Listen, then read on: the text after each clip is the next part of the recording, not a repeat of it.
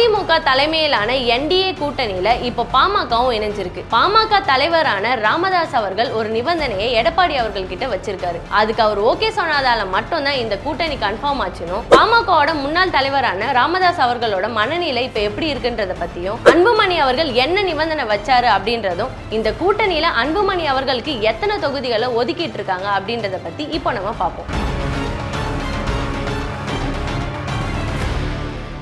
நெல்லி வாய்ஸ் நேயர்கள் அனைவருக்கும் வணக்கம். ஏற்கனவே 2021 எலெக்ஷன்ல பாமக அதிமுகவோட கூட்டணி வச்சிருந்தாங்க. அப்போ அதிமுக அவங்களுக்கு 23 இடங்களை ஒதுக்கி இருந்தாங்க. அந்த 23 இடங்கள்ல வெறும் 5 இடங்கள்ல மட்டும்தான் பாமகவால ஜெயிக்க முடிஞ்சது. இந்த சூழ்நிலையில ராமதாஸ் அவர்கள் என்ன சொல்லியிருந்தாருன்னா, அன்புமணியோட வற்புறுத்தலால மட்டும்தான் நாங்க அதிமுகவோட கூட்டணி வச்சோம் அப்படின்ட்டு குறிப்பிட்டிருந்தாரு. சமீப காலமா அன்புமணி அவர்களுக்கோ ராமதாஸ் அவர்களுக்கோ கட்சி சம்பந்தப்பட்ட கருத்து வேறுபாடுகள் இருந்துட்டே தான் இருக்கு. இந்த சூழ்நிலையில அன்புமணி அவர்களுக்கு கட்சி தொடர்பான எந்த சம்பந்தமும் இல்ல அப்படின்னு சொல்லிட்டு ராமதாஸ் ஒரு பக்கம் சொல்லிட்டு வர, இன்னொரு பக்கம் அன்புமணி அவர்கள் கட்சி எனக்கு தான் அப்படின்னு சொல்லிட்டு உரிமை கோரிட்டு வராரு. இந்த அப்பா மகன் சண்டையால இப்போ பாமக ரெண்டா பிளவுபட்டிருக்கு. அன்புமணி அவர்கள் ஏடிஎம்கேக்கும் பிஜேபிக்கும் தன்னோட ஆதரவை தொடர்ந்து கொடுத்துட்டு வராரு. இதை கன்ஃபார்ம் பண்ற மாதிரி இன்னைக்கு எடப்பாடி அவர்களை சந்திச்சு தன்னோட கூட்டணியை கன்ஃபார்ம் பண்ணியிருக்காரு அன்புமணி அவர்கள். இந்த கூட்டணி கன்ஃபார்ம் ஆனதுக்கு அப்புறம் எடப்பாடி அவர்கள் என்ன சொல்லியிருக்காருன்னா, வரப்போற எலெக்ஷன்ல நாங்க டிஎம்கேவை வீழ்த்தி ஆட்சி அமைப்போம், ஏடிஎம்கே பிஜேபி பிஎம்கேவோட கூட்டணி ஒரு வெற்றி கூட்டணியா இருக்கும்னு சொல்லிட்டு செய்தியாளர்கள் கிட்ட சொல்லியிருக்காரு.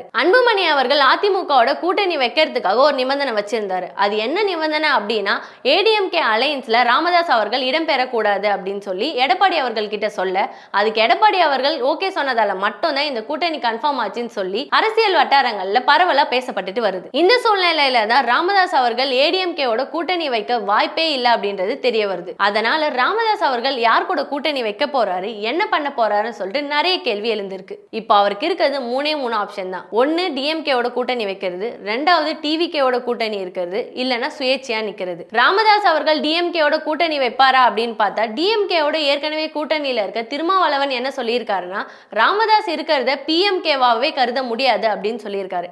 அதனால திருமாவளவன் அவர்களை தாண்டி டிஎம்கே ராமதாஸ் அவர்களோட கூட்டணி வைக்குமா அப்படின்னு யோசிச்சா இல்லன்னு தான் சொல்லணும். டிவிகேவோட ராமதாஸ் அவர்கள் கூட்டணி வைப்பாரா அப்படின்னு பார்த்தா அதை பத்தி அவர் யோசிக்கவே இல்லைன்ற மாதிரி தான் இருக்காரு. ஏன்னா டிவிகேவை சப்போர்ட் பண்ற எல்லாருமே சினிமா மோகத்தால ஈர்க்கப்பட்டு தான் அந்த கட்சியில இருக்காங்க அப்படின்னு சொல்லிட்டு அவர் நம்புறதா ஒரு டாக் போயிட்டு இருக்கு. அதனால டிவிகேவோட ராமதாஸ் அவர்கள் கூட்டணி வைப்பாரா அப்படின்னு பார்த்தா அது ஒரு டவுட்டா தான் இருக்கு. கூட்டணி தான் டவுட்ல இருக்கு. அப்ப சுயேட்சையா நிக்க போறாரா அப்படின்னு பார்த்தா, ராமதாஸ் அவர்கள் ஏற்கனவே சுயேட்சையா நின்று தோத்து போன அனுபவத்துல சுயேட்சையா நிக்கிறது தற்கொலைக்கு சமம் அப்படின்னு அவரே சொல்லியிருக்கிறதுனால சுயேட்சையா நிக்க வாய்ப்பே இல்லை அப்படின்னு சொல்லி நம்பப்படுது. ஏடிஎம்கேவோட அன்புமணி அவர்கள் கூட்டணி வச்சதுக்கு அப்புறம் தொகுதி பங்கீடு பின்னர் அறிவிக்கப்படும் அப்படின்னு சொல்லியிருந்தாங்க. இந்த நிலையில 18 தொகுதியை பாமகவுக்கு அதிமுக ஒதுக்கிட்டு இருக்காங்க. ஏற்கனவே கூட்டணியில இருந்தப்போ 23 தொகுதி தந்திருந்த நிலையில இப்ப 18 தொகுதி தந்திருக்கிறதுக்கு காரணம் பாஜக அப்படின்னு சொல்லப்படுது.